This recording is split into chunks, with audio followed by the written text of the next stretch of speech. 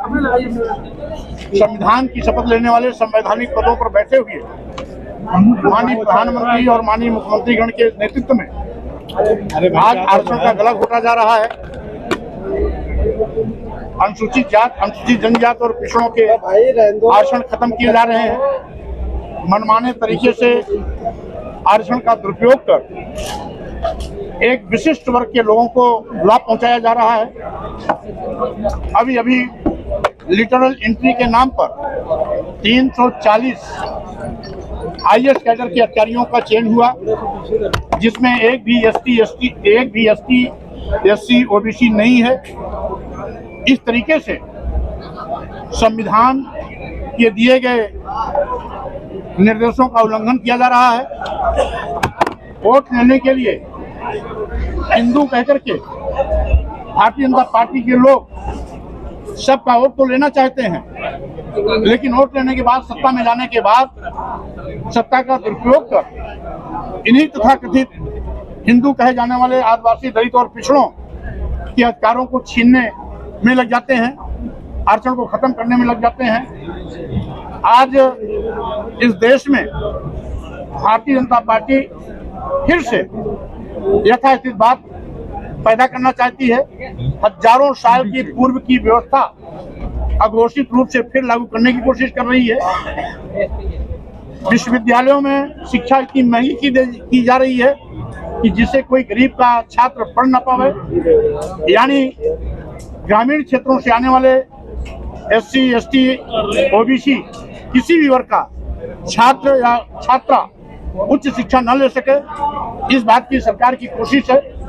नई शिक्षा नीति गरीबों के बेटियों और बेटों को शिक्षा से वंचित करने के लिए बनाई गई है, और आज सारे सरकारी संस्थान अपने चहेते उद्योगपतियों अदानी और अंबानी के हाथ कौड़ियों के भाव बेचा जा रहा है, जिससे नौजवानों के सामने सरकारी नौकरी का खतरा आ गया है। आज तमाम ऐसी समस्याएं हैं जिसको हम गंभीरता के साथ इन मुद्दों पर सड़क पर भी जाएंगे। और आज सबसे बड़ी समस्या, माननीय सर्वोच्च न्यायालय के कई बार निर्देश दिए जाने के बावजूद भी जातिवार जनगणना कराने से सरकार कतरा रही है। यही भारतीय जनता पार्टी जब विपक्ष में रहती है तो जातीय जनगणना की बात करती है, मांग उठाती है, सत्ता में आती है तो जातीय जनगणना कराने से कतराती है। यहाँ तक कि पूर्व में कांग्रेस भी जब विपक्ष में रहती है तो जातीय जनगणना करने से कतराती है, और सत्ता में आने पर जातीय जनगणना से कतराती है, विपक्ष में आने पर जातीय जनगणना की मांग करती है। तो ये दोहरा चरित्र खत्म होना चाहिए। गोपीनाथ मुंडे जी ने भी ये मांग बहुत पहले 2010 में की थी, 11 में, और उसके बाद राजनाथ जी ने 2019 लोकसभा चुनाव के पहले कहा था कि जातीय जनगणना हम कराएंगे।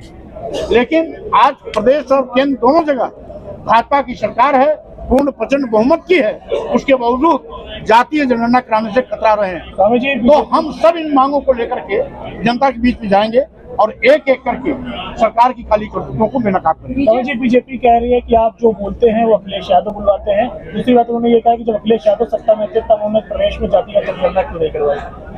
पहली बात तो जब माननीय सर्वोच्च न्यायालय जनगणना की बात करती है तो केंद्र सरकार द्वारा जब जातीय जनगणना होती है 1872 से जातीय जनगणना शुरू हुई, 1931 में अंतिम जातीय जनगणना हुई, 1931 के बाद आज तक जातीय जनगणना नहीं हुई।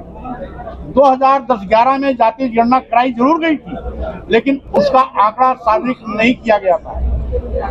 और आज केंद्र सरकार इस जातीय जनगणना कराने के लिए इसलिए उसको कराना जरूरी है क्योंकि इनके नेता भी विपक्ष में रहकर इसकी मांग कर चुके हैं। आज सत्ता में है, पूर्ण प्रचंड बहुमत की सरकार है, इसलिए इनको आनाकानी नहीं करनी चाहिए।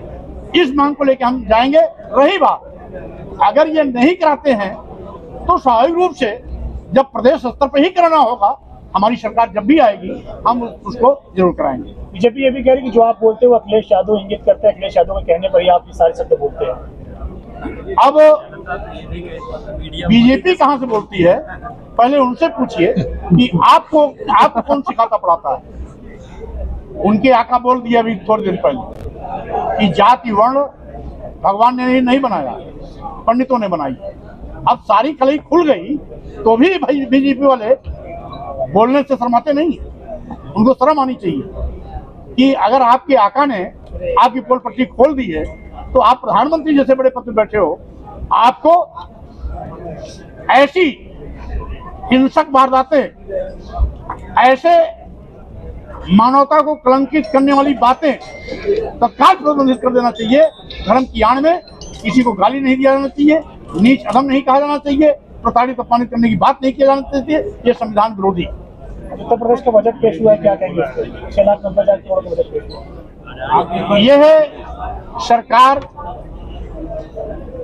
अभी तक पिछले बजट का 40% भी पैसा खत्म नहीं कर पाई, आवंटित ही नहीं कर पाई। तो इसको बजट जनता के लिए नहीं, हाल मेल करके चुनाव लड़ने के लिए दिया जा रहा है। अगर जनता के लिए होती तो पहले का बजट अब तक 90% खर्च हो जाना चाहिए था और नए बजट से नया विकास होना चाहिए था। इनका पुराना बजट ही पूरा का पूरा डम पड़ा हुआ है, तो नए बजट की आवश्यकता ही नहीं। कांग्रेस के राष्ट्रीय अध्यक्ष ने कहा कि 2024 में हम सरकार बनाएंगे और तमाम सारे गठबंधन के सहयोगी भी इसमें आएंगे। सपा को भी कहा गया कि जब ट्रेन चलेगी तब सपा भी शायद उसमें शामिल हो। कुल मिलाकर के 2024 का लोकसभा चुनाव भाजपा की विदाई का चुनाव होगा। अब लोग कांग्रेस के साथ शामिल होंगे, गठबंधन में कांग्रेस के साथ शामिल होंगे। हमने कहा 2024 भाजपा की विदाई का चुनाव होगा। सर, आपकी लड़ाई 85-15 की है। ओम प्रकाश राजभर आपके समाज से है, वो आपका ही विरोध कर रहे हैं। वो कह रहे हैं कि सिर्फ और सिर्फ आप राजनीति कर रहे हो। क्योंकि वो भाजपा वालों की गोदी में बैठ के बोल रहे हैं, इसलिए